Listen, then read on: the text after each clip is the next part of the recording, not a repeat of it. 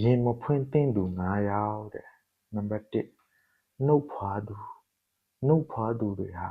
သူတို့ကိုတင်းရဲ့ရင်ဖွင့်လိုက်တဲ့စကားတွေတိုင်းကိုတခြားသူတွေကိုတေချာပေါက်ပြန်ပြောမှာဖြစ်တာကြောင့်ပါ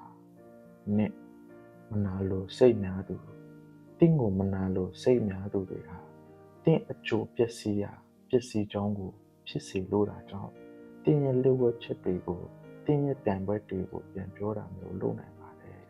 3ဒေါသကြီးသူဒေါသကြီးတဲ့သူတွေဟာလည်းတင်ပြောတဲ့တင်းရဲ့လက်ဝက်ချက်စကားတွေကိုမခံချင်စိတ်ဒေါသစိတ်ကြောင့်မရွေရပဲလုခနဲ့ပြောတာမျိုးဖြစ်သွားနိုင်ပါတယ်နံပါတ်4အရက်တေစာတောက်တာတတ်သူ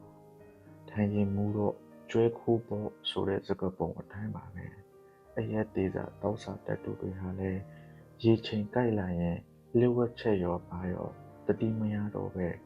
ပြောချပစ်လိုက်တာမျိုးဖြစ်တတ်ပါတယ်လုပ်ငန်းတူလုပ်ကိုင်နေသူတယောက်ကိုဘလို့ပဲခင်မင်ရင်းနှီးပါစေတင်းရဲ့အတွင်းရေးတွေတင်းရဲ့လက်ဝက်ချက်တွေကိုရင်မဖွင့်တာအကောင်းဆုံးပါဘာကြောင့်လဲဆိုတော့တင်းရဲ့လက်ဝက်ချက်တွေကိုတိသွားတဲ့ပြိုင်ဘက်ဟာအချိန်မရွေးတင်းကိုအနိုင်ယူထိုးနှက်သွားနိုင်လို့ပါတဲ့ဟုတ်ပါတယ်ဒါဒီနေ့ကနေစပြီးတော့မပြောသင့်တဲ့လူတွေကိုဆိုမပြောပါနဲ့လို့ဒီကနေပြောချင်ပါတယ်